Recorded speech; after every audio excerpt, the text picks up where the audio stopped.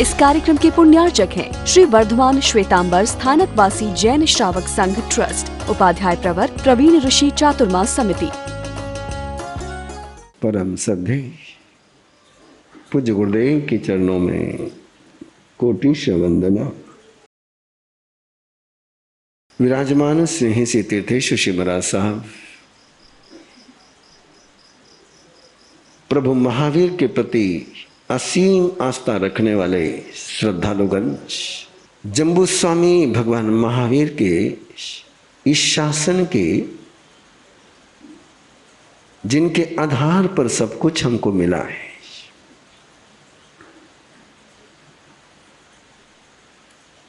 जिन्होंने भगवान महावीर के दर्शन, साक्षात दर्शन उस समय किए थे जिस समय वो देवलोक में थे, और जिस समय वो प्रभु महावीर के दर्शन के लिए देवलोक से आए, उस समय इंद्रभूति गौतम ने भगवान महावीर से गजब का सवाल पूछा कि प्रभु, आपके शासन का शिखर केवल ज्ञानी, आपके शासन में जिसके बाद कोई केवल ज्ञानी नहीं होगा, ऐसा व्यक्ति कौन है?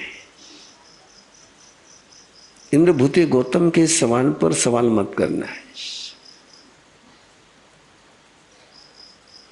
और प्रभु महावीर ने जम्बू का पूरा चरित्र, जम्बू स्वामी का पूरा चरित्र पूरी धर्मसभा को सुना दिया कि कैसा जम्बू कुमार होगा, कैसा सुधर्मा स्वामी के दर्शन के लिए आएगा, और दर्शन करते ही दीक्षा की भावना होगी, और लौटते समय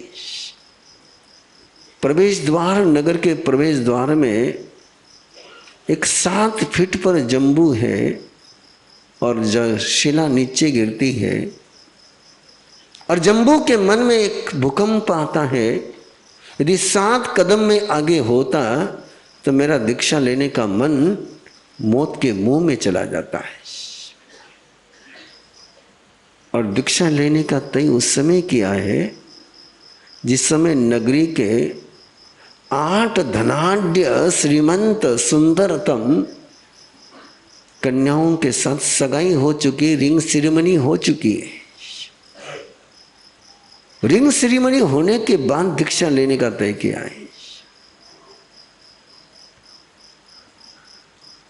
और सोचता है कि यदि ये शिला मेरे पर अभी गिर जाती तो मेरे मौत के मुंह में मेरा दीक्षा का संकल्प चला जाता। वहीं से लौटते हैं और सुधर्मा स्वामी से निवेदन करते हैं, दीक्षा तो माँ बाप की आज्ञा से लूंगा, लेकिन जावत जीव के ब्रह्मचर्य के पचकान आप करा दीजिए।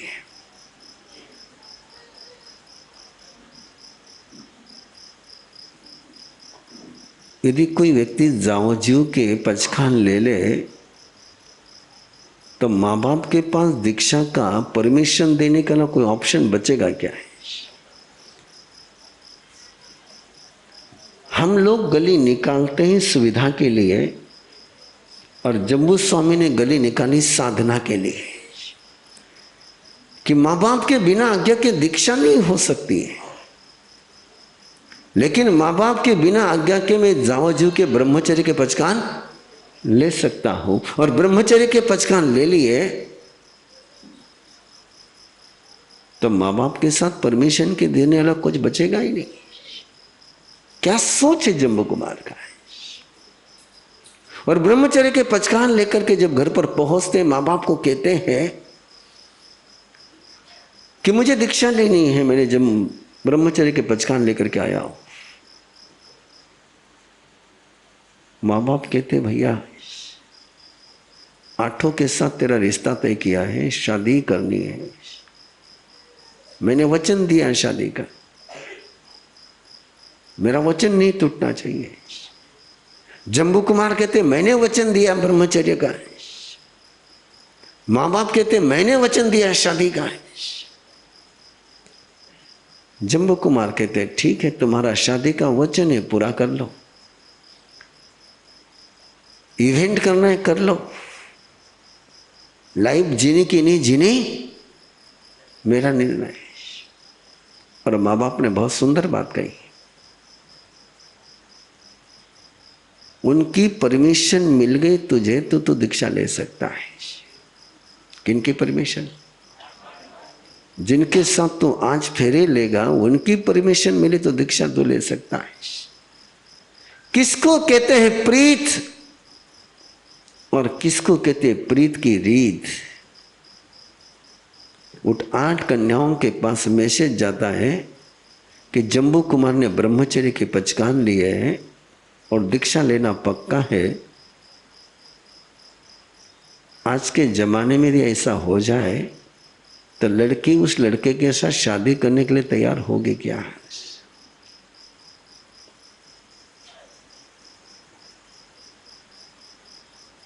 होगी क्या? तो धीमे क्यों बोल रहे हो? आपकी थोड़ी शादी तोड़ने के लिए कह रहा हूं मैं। लेकिन प्रीत किसको कहते हैं, प्रीत की रीत किसको कहते हैं? और जन्म जन्म के जब रिश्ते होते हैं तो जिंदगी कैसी जी जाती है। वो 8 कन्याएं कहती हैं माँ बाप से कि शादी तो जम्बू कुमार के साथ ही होगी। माँ बाप भी बोले अभी तो सगाई हुई है, शादी कैंसल हो सकती है। बोले नहीं, मन से जिसका एक बार नाथ के रूप में स्वीकार कर लिया उसके बिना हम जिंदगी में अनाथ हैं। नाथ का ऑप्शन नहीं होता है और जिसका ऑप्शन होता है वो नाथ नहीं होता है।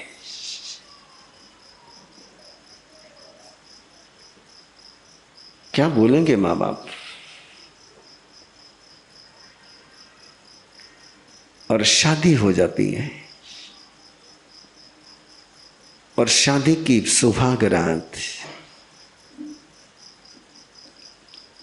8 ही कन्याएं प्रयास करती हैं जम्बू कुमार को अपनी रूप की शराब पिलाने की, जम्बू कुमार को अपना वासना के सागर में खींचने की। वे 8 है और जम्बू कुमार 1 है।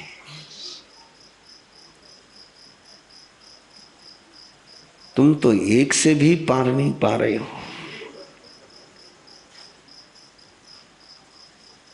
और वो 8 है और 8 के साथ जम्बू कुमार स्टोरी के माध्यम से डायलॉग करता है। बड़ी गजब की बात है। अभी वो जम्बू कुमार का चरित्र मैं शुरू नहीं कर रहा हूं, लेकिन मुझे जहां से महावीर कथा शुरू करनी रायपुर में, एक बात कहूं आपसे, मैं नहीं जानता हूं कि मैंने जम्बू कुमार से बात क्यों शुरू करी, कि आज तक की जितनी महावीर कथा हुई है वो कभी जम्बू कुमार से शुरू ही नहीं हुई। इसलिए तीर्थेशु के चेहरे पर आपको परेशानी नजर आ रही होगी। वो सोच रहे कि आज तक तो हमारा सब ने कभी यहां से पन्ना शुरू नहीं किया, नहीं क्या शुरू किया। लेकिन ध्यान में रखना, जब तक मैं यहां बैठता नहीं हूं तब तक मैं प्रवीण ऋषि हूं। यहां बैठने के बाद मेरे पर मेरा कंट्रोल है नहीं है, नथिंग मेरा कंट्रोल। और ये मेरा सौभाग्य है कि मेरे पर मेरा कंट्रोल नहीं रहता है। जम्बू कुमार 8 ही कन्याओं को 8 ही कन्या कहानी सुनाती है, स्टोरी सुनाती है और स्टोरी का जवाब जम्बू कुमार स्टोरी से ही देता है। एक ऐसा डिबेट मैं कहना चाहूंगा आपको, जब भी परस्पर में डिबेट करना तो लॉजिक से मत करना, स्टोरी से करना है। जम्बू कुमार की बात इसलिए आपके पास है कि जम्बू कुमार ने कोई उनको अध्यात्म का व्याख्यान नहीं सुनाया, कोई संयम की बात नहीं करी, केवल बात किसी वो कहानी कहती है, एक एक पत्नी आती है और कहानी कहती है, और जम्बू कुमार उसका कहानी से जवाब देता है। और जब जम्बू कुमार कहानी से जवाब देता है तो पार्टी चेंज हो जाती है, एक एक पार्टी चेंज हो जाती है। पहले एक ने कहानी कही, उसका जवाब जम्बू कुमार ने दिया, और जम्बू कुमार की कहानी सुनकर के वो जम्बू कुमार के पार्टी में चले गई। ऐसी एक एक पत्नी आती है, कहानी कहती है, और जम्बू कुमार कहानी का जवाब कहानी से देता है, और सारी पत्नियां पार्टी चेंज हो जाती है। पूरी अपोजिट पार्टी सरेंडर हो गई, पूरा दल बदल हो गया। इस सारे दल बदल के समय में उस राजगृह नगरी में एक ऐसा डाकू जो राजकुमार था,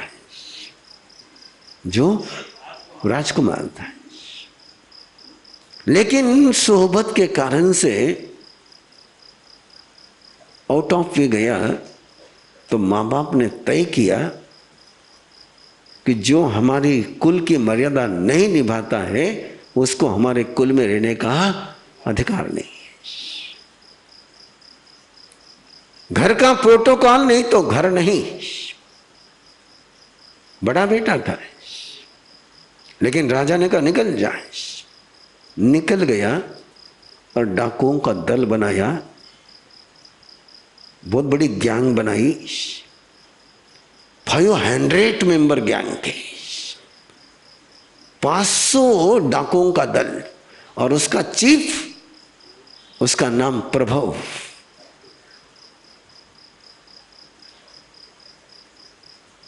ध्यान से सुन रहे हो, बहुत अच्छा लग रहा है। और वो जिस समय उसने सुना कि जम्बू कुमार की शादी हुई है, 8 लड़कियों के साथ शादी हुई है, और 8 लड़कियों के साथ इतना दहेज आया है, इतना दहेज। दहेज शब्द आगम का नहीं है, आगम का शब्द बहुत सुंदर है, प्रीतिदान। दहेज नहीं कहते वहां पर, क्या कहते हैं? प्रीतिदान।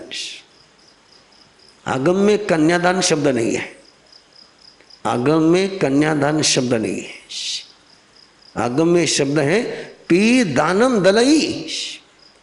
प्रीतिदान देते हैं माँ बाप, और इतना प्रीतिदान में आया, इतना प्रीतिदान में आया है। और प्रभु कुमार के पास 2 सिद्धियां हैं, 2 लब्धियां हैं, बड़ी गजब की लब्धियां हैं। उसको ताला तोड़ना नहीं पड़ता है,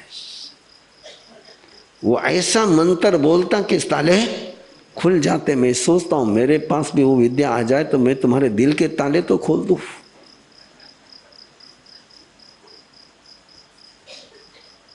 और दूसरी विद्या उसके पास है,